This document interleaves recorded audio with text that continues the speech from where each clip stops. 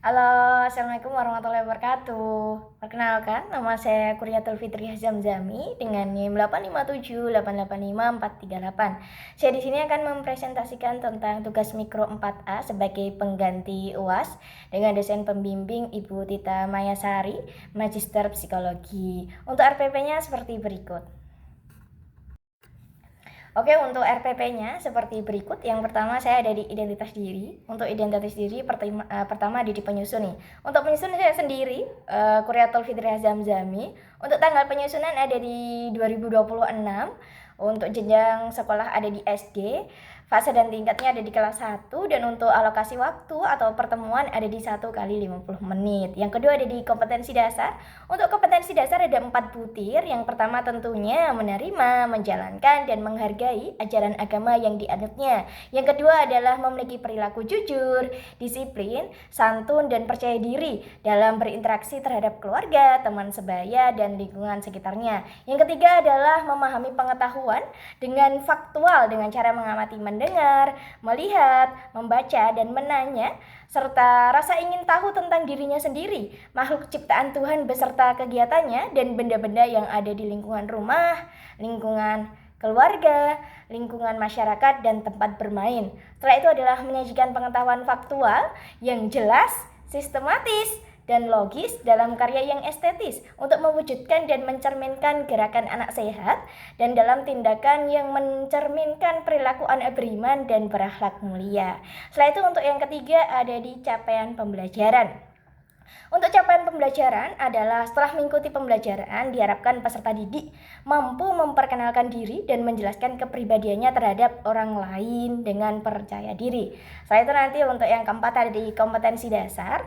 Untuk kompetensi dasar saya ada 3. Yang pertama ada di peserta didik mampu menyebutkan nama lengkap, nama panggilan, dan alamat rumahnya. Untuk indikatornya adalah peserta didik harus mampu menyebutkan nama lengkap, nama panggilan, dan nama alamat seperti nama jalan, nama desa, RT, dan RW-nya. Setelah itu untuk kompetensi dasar kedua, itu peserta didik harus mampu mengenali ciri-ciri dirinya sendiri serta orang lain. Untuk indikatornya adalah peserta didik harus mampu menyebutkan ciri-ciri fisik dirinya sendiri dan ciri-ciri fisik teman sebayanya seperti warna rambut, bentuk rambut, dan warna kulit, dan mampu menyebutkan hobi diri sendiri dan hobi teman sebayanya seperti warna apa yang paling disukai dan apa mainan favoritnya. Untuk kompetensi dasar yang ketiga, peserta didik harus mampu menghargai perbedaan tentang dirinya sendiri dan teman-teman sebayanya.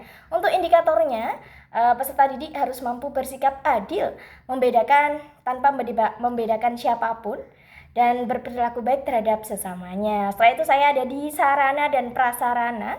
Untuk sarana dan prasarana yang pertama yang tentunya saya ada di modul ajar. Setelah itu ada di alat peraga, permainan edukatif, laptop, dan proyektor. Setelah itu aku ada di model pembelajaran. Untuk model pembelajaran saya ada di 2. Yang pertama ada di pembelajaran yang aktif dan interaktif, dan yang terakhir adalah project based learning. Setelah itu saya ada di tujuan pembelajaran. Untuk tujuan pembelajaran saya ada di 3. Yang pertama ada di mampu mengenalkan diri dengan percaya diri. Yang kedua harus mampu menjelaskan karakteristik diri sendiri dan teman sebayanya. Serta yang ketiga tentunya menumbuhkan sikap toleransi, yaitu pendidikan karakter. Untuk kegiatan pembelajaran saya ada 3 ya tentunya. Ada pendahuluan, inti, dan penutup. Yang pertama saya ada di pendahuluan nih. Untuk pendahuluan tentunya pertama guru harus membuka pembelajaran, mengucapkan salam, dan berdoa. Setelah itu tentunya kita harus menyanyikan lagu Indonesia Raya. Setelah menyanyikan lagu Indonesia Raya, guru harus memperkenalkan diri dan apa hobi dari guru itu sendiri. Nah, setelah guru memperkenalkan diri dan memperkenalkan hobinya, guru harus bertanya nih kepada peserta didik, siapa namanya dan apa hobinya. Setelah itu guru meminta teman sebangku untuk bersaling berkenalan. Untuk alokasi waktu saya kasih ada di 15 menit. Setelah itu untuk inti guru harus memberikan tugas nih untuk peserta didik agar mencatat data diri dan hobinya di buku tulis.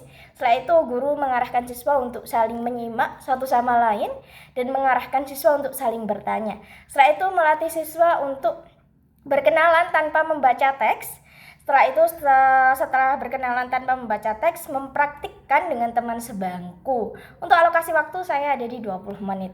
Setelah itu ada di acara penutup. Untuk acara penutup, guru harus melakukan permainan interaktif dan aktif agar siswa tidak bosan. Nah, setelah melakukan permainan aktif, guru menunjuk siswa untuk memperkenalkan diri di depan kelas, melatih kepercayaan diri mereka, dan yang terakhir adalah menutup pembelajaran. Untuk alokasi waktu saya ada di 15 menit. Setelah itu ada di penilaian. Untuk penilaian saya ada di 3. Yang pertama ada sikap, pengetahuan, dan keterampilan. Untuk sikap saya juga ada 3. Yang pertama tentunya kedisiplinan, setelah itu menghargai, dan yang terakhir adalah tanggung jawab. Untuk penilaian pengetahuan saya juga ada 3 nih. Yang pertama, apa sih hobi teman-teman sebayamu? Setelah itu sebutkan nih nama lengkapmu dan di mana rumahmu. Sedangkan untuk penilaian keterampilan yaitu kepercayaan diri dalam memperkenalkan diri. Setelah itu saya ada di LKPD. Untuk LKPD saya ada 2 nih, ada tugas kelompok dan tugas individu. Untuk tugas kelompok saya akan membuat beberapa kelompok yang berisi 2 atau 3 orang. Setelah itu mengarahkan siswa untuk saling berdiskusi tentang manfaat hobi dan aktivitas sehari-hari. Setelah itu mengarahkan mereka untuk membuat cerpen tentang aktivitas sehari-hari juga. Setelah itu nanti aku ada di tugas individu. Untuk tugas individu saya akan mengarahkan siswa untuk cerita di depan kelas tentang cerpen yang dibuat waktu siswa melakukan tugas kelompok. Nah, setelah itu aku ada di remedial dan pengayaan. Untuk remedial dan pengayaan tentunya ada perbedaan. Untuk remedial itu dikhususkan untuk peserta didik yang belum mampu memperkenalkan diri dengan percaya diri di depan kelas. Dan untuk pengayaan adalah peserta didik yang sudah mampu dan sudah percaya diri untuk memperkenalkan diri di depan kelas. Setelah itu saya ada di sumber belajar ya. Untuk sumber belajar ada 2. Yang pertama adalah video perkenalan dan yang terakhir adalah lingkungan sekitar.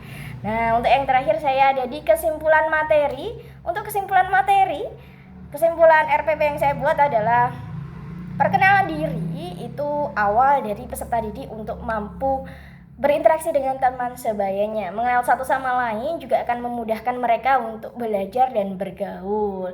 Karena dengan kenal, mereka akan cukup aktif dan interaktif untuk berbincang-bincang. Karena kenal bukan sekedar tahu tetapi mengerti. Terima kasih. Wassalamualaikum warahmatullahi wabarakatuh.